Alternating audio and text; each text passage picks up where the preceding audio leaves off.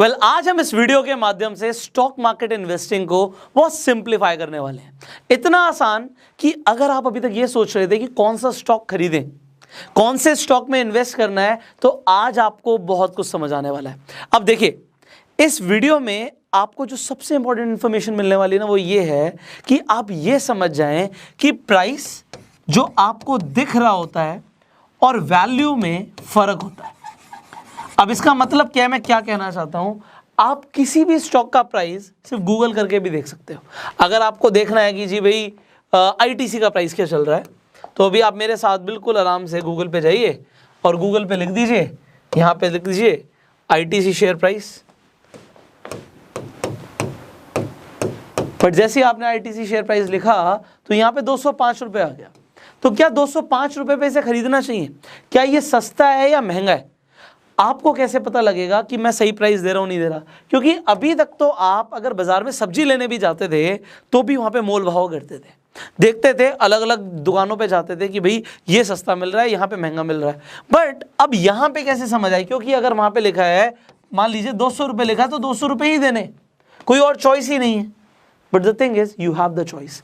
4000 से ऊपर companies listed हैं स्टॉक मार्केट में, तो किसके स्टॉक खरीदने हैं और किसके नहीं, ये आपके पास एक बहुत बड़ी चॉइस है। जरूरी थोड़ी है अगर कोई आदमी आम ही दे रहा है तो आम कहीं सफ़ेदा भी मिल रहा है, कहीं दशहरी भी मिल रहा है, और दोनों ही आम है, तो आपको चूज करना है कि भैया एक जगह तो प्राइस आ रहा है 200 और एक जगह आ रहा है 50, तो मैं 50 वाला खरीद लूँ। Choice is yours. अब ये चॉइस पे, अब यहाँ पे आम आप नहीं खरीद रहे हो, अपना हार्ड एंड मनी लगा रहे हो, आप पैसा लगा रहे हो।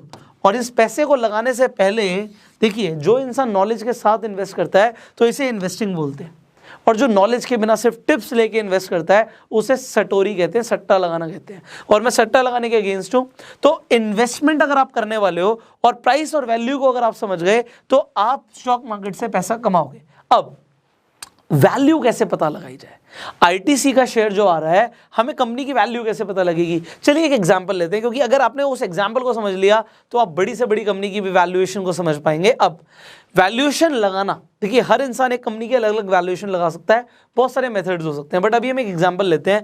मान लेते हैं एक मिठाई की दुकान है, एक स्वीट शॉप है, और ये मिठाई की दुकान पे बहुत सारी मिठाइयाँ हैं, बट इसकी बालूशाही बहुत मशहूर है।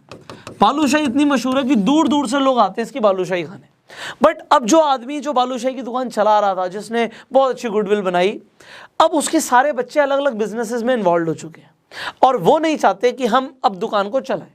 वो आदमी बूढ़ा हो गया और वो चाहता है कि मैं अपनी दुकान को बेच दूं, मुझे कोई बायर मिल जाए। तो वो बायर ढूंढने लग जाता है कि कोई मेरी दुकान को खरीद ले। अब आपको वो दुकान बहुत पसंद है, आपको इसकी बालूशाही भी बहुत पसंद है, आप इस दुकान को बचपन से भी देख रहे हो, आपको लगता है यार कोई और खरीदेगा, चल मैं ही खरीद लेता हूँ।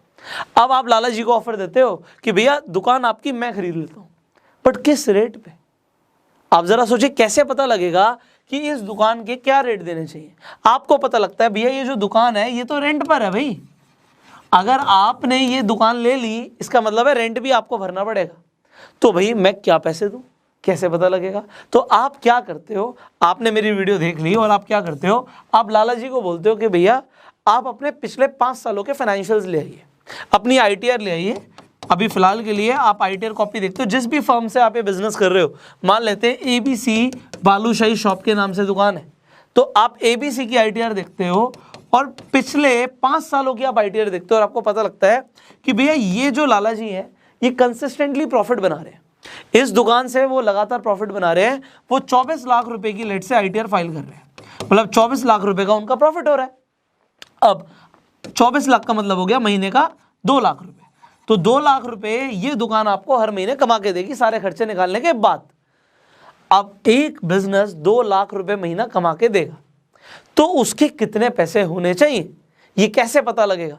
अगर आपको नहीं पता तो चलिए आज हम एक नया मेथड सीखते हैं वैल्यूएशन निकालने का, जिसे हम बोलते हैं डिस्काउंटेड कैश फ्लो मेथड। अब ये डिस्काउंटेड कैश फ्लो क्या होता है, इसे बड़ी जल्दी से समझते हैं, आपको बड़ा जल्दी से समझ आ जाएगा कि उस दुकान की हम वैल्यूएशन कैसे निकालेंगे। ये एक तरीका है वैल्यूएशन निकालने का, और भी बहुत सारे तरीके हैं। तो आप क्या देखते हैं कि साल की इनकम कितनी हुई, इट मीन्स 24 लाख रुपए को आप यहां पर लिख देते हैं, तो 24 लाख रुपए वो दुकान कमा रही है साल के।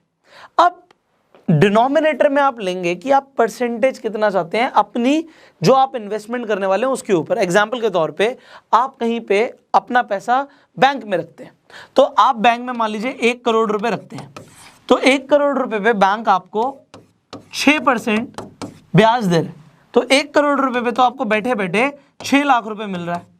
अब आप इस 1 करोड़ रुपए को बैंक से निकाल के इस दुकान को खरीदने में लगाएंगे, तो आप क्या चाहेंगे कि आपको कितना % रिटर्न मिले। आप मान लीजिए आप बोलते हैं जी मुझे कम से कम 15% रिटर्न मिलेगा, तो मैं अपने पैसे को बैंक से निकालूंगा, मुझे 15% रिटर्न चाहिए। तो जो आपको चाहिए इस दुकान के हिसाब से कि अगर आप इन्वेस्टमेंट लगा रहे हो तो मुझे इतने %, इतना टका ब्याज चाहिए, इतना टका इंटरेस्ट चाहिए, तो आप उससे उसे डिवाइड कर दो। अगर आपको 15% चाहिए तो 0.15 से उसे डिवाइड कर दीजिए। अगर आपने डिवाइड किया तो आपके सामने आंसर आ जाएगा जी 1 करोड़ 60 लाख रुपए इस दुकान की वैल्यूएशन हुई। बट अब जब आप लाला जी से बात करते हो कि भैया मेरे हिसाब से आपकी अगर दुकान पिछले 5 साल से, मैंने फाइनेंशियल्स देख लिए, आप पिछले 5 साल से लगातार 24 लाख रुपए कमा रहे हो, तो मैं आपको इस दुकान के 1 करोड़ 60 लाख रुपए दे सकता हूँ। अब आप 1 करोड़ 60 लाख दे सकते हो, लाला जी भी तो रेडी होने चाहिए 1 करोड़ 60 लाख लेने के लिए। लाला जी कहते हैं नहीं नहीं बेटा, मुझे तो कम से कम 2 करोड़ रुपए चाहिए, उससे कम में मैं ये दुकान नहीं दूंगा। अब अगर आपको लगता है कि मुझे 2 करोड़ रुपए देना पड़ जाएगा, तो भाई आप जरा देखिए 1 करोड़ 60 लाख रुपए का 15% ब्याज 24 लाख रुपए होता है। तो आपको अपनी एक्सपेक्टेशन को थोड़ा कम करना पड़ेगा। चल यार, अगर ये दुकान 15% नहीं भी देती, 12% भी दे देती है, तब भी मुझे चलेगा। तो आप देखते हो कि अगर आप 2 करोड़ रुपए देते हो तो यहां पे 24 लाख डिवाइड बाय 0.12 जो कि आ गया आपका 2 करोड़ रुपए, तो आपको 12% के हिसाब से ब्याज मिल रहा है। तो अब आपने अगर कोई चीज या कोई दुकान या कोई बिजनेस इस रेशियो के हिसाब से खरीदा है, तो आपको यह समझ आ गया कि आपको कितने % रेट ऑफ इंटरेस्ट आ रहा है। बट अब मान लीजिए अगर लाला जी कहते हैं नहीं नहीं बेटा मैं तो 5 करोड़ में दूंगा, तो आप कहोगे सर आप अपनी दुकान अपने पास रखो, क्योंकि उससे बढ़िया तो यह है कि मैं पैसा तो बैंक में रखूंगा, कोई फायदा नहीं है आपको देने का, आप तो मुझे कुछ दे ही नहीं रहे, 6% भी नहीं मिल रहा, उससे बढ़िया तो मैं बैंक में रखूंगा। तो आप ये समझ जाओगे कि ये बिजनेस महंगा है या सस्ता है। चलो आपको ये बिजनेस तो समझ आ गया कि बिजनेस महंगा है सस्ता है, पता लग गया। बट अब एक चीज होती है प्राइस टू अर्निंग रेशियो। अब ये प्राइस टू अर्निंग रेशियो बहुत इंपॉर्टेंट है, इसे समझ लीजिए, जिसे हम PE रेशियो कहते हैं। अब आप जब किसी भी शेयर के PE रेशियो को नेट पर देखते हो, आप बहुत इजीली देख सकते हो। यहाँ पर देखिए, अभी हम ITC के शेयर की बात कर रहे थे, तो जब आप ITC के शेयर को देख रहे थे तो यहाँ पे हमेशा आपको PE रेशियो दिखेगा 19.05 का है। तो क्या ये कंपनी सस्ती है महंगी है, अभी आपको समझ आएगा, क्योंकि अब आपने बहुत आसान तरीका समझ लिया है PE रेशियो निकालने का। अब आपने मान लीजिए उस दुकान को खरीदा 1 करोड़ 60 लाख रुपए में, और आपकी जो अर्निंग है वो है 24 लाख रुपए। तो 24 लाख रुपए एक दुकान आपको कमा के दे रही है और उसके आपने 1 करोड़ 60 लाख रुपए दिए, तो हमारा जो PE रेशियो आ गया ये 6.6 का आ गया। अभी हम आपके सामने कैलकुलेट भी कर देते हैं। 1 करोड़ 60 लाख, 1 करोड़ 60 लाख डिवाइड बाय 24 लाख, 6.6, तो 6.6 का हमारा PE रेशियो आ गया। तो अब ये तो आपने निकालना सीख लिया PE रेशियो। अब आपको एक और चीज बता देता हूं, जब आपका PE रेशियो 6.6 के आसपास है, बहुत बढ़िया रेशियो है। बहुत बढ़िया रेशियो क्यों है? क्योंकि यहां से ये पता लगता है आपको अपने ही इन्वेस्टमेंट पे 1 रुपया कमाने के लिए कितना रुपया लगाना पड़ रहा है, कितने गुना रुपया लगाना पड़ रहा है। तो यहां पे आपको 1 रुपया कमाने के लिए 6.6 रुपीज लगाने पड़ रहे हैं। तो इसका मतलब है कि 6.6 ईयर्स में जो आप पैसा लगा रहे हो वो आपके पास वापस आ जाएगा। तो आपने मान लीजिए 1.6 करोड़ रुपीस लगाया था, तो 24 लाख रुपए आपको हर साल मिल रहा है, तो 6.6 ईयर्स में आपके पास आपका पैसा वापस आ गया। बट अगर यहाँ पे ITC का जो रेशियो है, PE रेशियो है, ये 19.05 है, तो ऑलमोस्ट आप 1 रुपया कमाने के लिए 19 रुपया लगा रहे हो। तो यहां पे क्या ये ज्यादा है? बात ये नहीं है ये ज्यादा है। ऐसे बहुत सारे शेयर्स हैं जिनका आप न्यूज़ में, क्योंकि बहुत सारे शेयर्स आ जाते हैं, पॉपुलर हो जाते हैं, क्योंकि शेयर मार्केट में वैल्यू के हिसाब से शेयर बिकता ही नहीं है। शेयर्स बिकते हैं डिमांड एंड सप्लाई के ऊपर। यहां पे पी रेशियो देखिए 677 का पी रेशियो है, और क्योंकि 677 का पी रेशियो है, मैं टेस्ला के शेयर को बिल्कुल भी सजेस्ट नहीं करता। क्यों नहीं करता? अभी आप यहां पे तो बढ़ता हुआ देखेंगे इस शेयर को, but over the period of time we do not know कि ये शेयर आपको कितना कमा के देगा। जस्ट फॉर अ वाइल अभी देखिए ये शेयर बढ़ता ही चला जा रहा है, ये यहां से देखिए शुरू हुआ और एकदम से ऊपर ऊपर ऊपर ऊपर ऊपर, बट जब ये अपनी पीक पर आता है $880 तक आया था, तब जब ये गिरा भी, यू कैन सी हियर, जब ये गिरा भी तो इन्वेस्टर्स को बहुत मोटा नुकसान होता है यहाँ पे, क्योंकि उसका पी रेशियो बहुत ज़्यादा है, उसे अभी खरीदना it is highly risky. But अब हमें सर कैसे पता लगेगा? हम लोग हर कंपनी का इंट्रिंसिक वैल्यू तो नहीं निकाल सकते, ना हमें ये समझ आएगा कि पी रेशियो इतना ज़्यादा कम है, कैसे पता लगेगा? भैया मैंने आपको स्क्रीनर्स बताए हैं, आप स्टॉक स्क्रीनर्स को गूगल भी कर सकते हो। एक स्क्रीनर मैंने यहाँ पे खोला भी हुआ है, टिकर टेप। आप देखिए, आप कोई भी कंपनी का नाम ले लीजिए, यहाँ पे आपको लगता है जी मुझे इन्फोसिस में इन्वेस्ट करना चाहिए, नहीं करना चाहिए, इन्फोसिस के ऊपर आप क्लिक कीजिए, आपको यहाँ पर दिख जाएगा, यहाँ पे लिखा हुआ आ जाएगा, देखिए अभी यहाँ पे आ जाएगा, यहाँ पे क्लियरली बोला हुआ है current price is more than the intrinsic value. आपको अगर ये स्टॉक खरीदना है तो इंट्रिंसिक वैल्यू से ज़्यादा पे मिल रहा है। बाकी यहाँ पे डिविडेंड अच्छा है, क्या क्या अच्छे पॉइंट्स हैं वो भी लिखे हैं, और कौन कौन से बेकार पॉइंट्स हैं वो भी लिखे हैं। बट वॉरेन बफे कहते हैं एक शेयर को आप तब खरीदिए जब उसका इंट्रिंसिक वैल्यू से नीचे वो मिल रहा हो। जब इंट्रिंसिक वैल्यू से नीचे मिल रहा है मतलब उस बिजनेस में जितना पोटेंशियल है वो आपको कितना कमा के दे सकता है, उससे नीचे ट्रेड कर रहा है, उसके अगर प्राइस इन्फ्लेटेड है, बड़े हुए हैं, तब मत खरीदो। जब उसके प्राइस इंट्रिंसिक वैल्यू से नीचे है तब खरीदो। सो यहां पे आप किसी भी कंपनी का स्टॉक सर्च कर सकते हैं। मान लीजिए अगेन आप जिलेट का करते हैं,